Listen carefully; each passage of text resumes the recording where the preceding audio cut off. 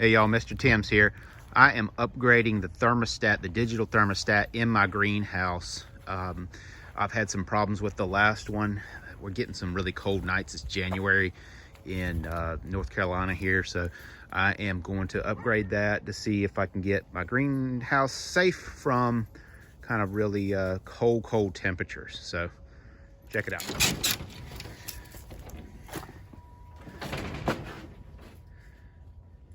The heater I use just to keep the bitter frost off my greenhouse, and I use a programmable thermostat that I've shown in other videos, and I've gotten this new one here from Amazon. It's a Digiten, so fairly simple design.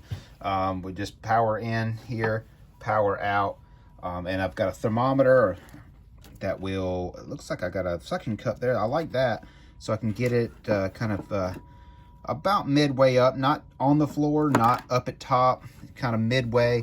And then it looks like it's got a digital screen, some buttons here, which I'm happy to have, because my last one that I had, if you see here, I had a problem with this button.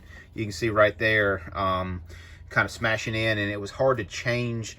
And look at even this side here. It was hard to change the settings and everything. It worked well, but it was hard to change on the fly here. And then I didn't have a suction cup like this, so happy to see how this works and looking forward to it. Okay, so first impression here, got it plugged up, went through the book. Definitely need to reference the book on what the different numbers and values mean. So a lot more advanced than this guy that I was using over here. This is basically, the top number is the temperature now. My threshold that I want it to, the low is at 32, and then I want it to stop at 35. So I don't want to keep this greenhouse hot, but I do want to keep it within above that kind of critical freezing. I've got some tropical plants in here that I really don't want to expose to like 19 degrees and things like that. So there's alarms that you can have. The AL's alarm high, alarm low. You can have a compressor delay if you're using this for a freezer, and I'll show you an application I'm using it for a freezer.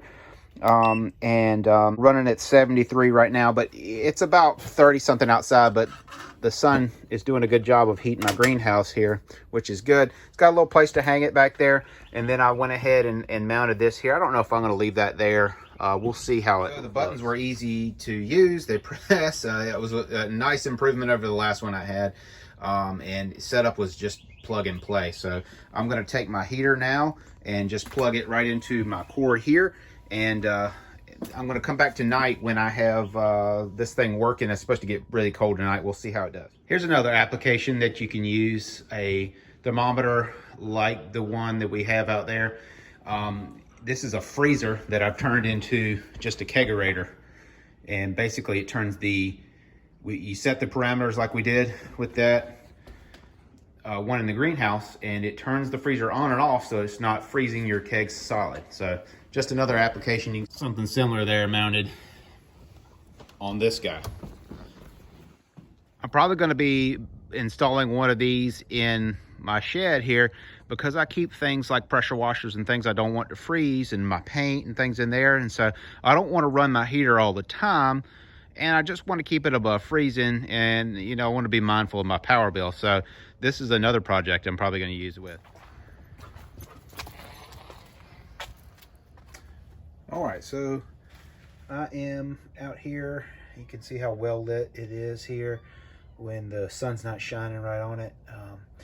It's 37.2. I've got it to turn on if it goes below 32. So basically, I want to keep a range of 32 to 35 in here, and that's what it's doing right now. So when this number creeps back down below 32, well, my heater's kicking on, which is good. So I'll check back in a little bit and make sure it's still working well. All right, so let it run through the night. I tried to come out and catch it when the heater was running, but it's about 25 degrees outside. You can see that it's keeping it at 33.1 now, so it's doing its job. Very happy with that. You see the heaters down here. And so I'm just keeping that harsh cold off of it. So overall, very happy with the performance overnight here. So a couple of features on there.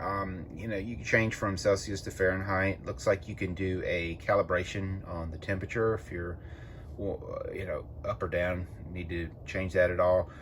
We talked about the compressor delay, and I showed the other application, but the backlight there, you can have the digital screen turn off, on. I'm just going to leave it on for now, but overall, very happy with it. It's waterproof. It's what I need out here in this wet environment, and looking forward to have it as an addition to my greenhouse, and looking forward to it to get a couple more to have my application elsewhere. So if y'all got any questions or comments, give me a shout.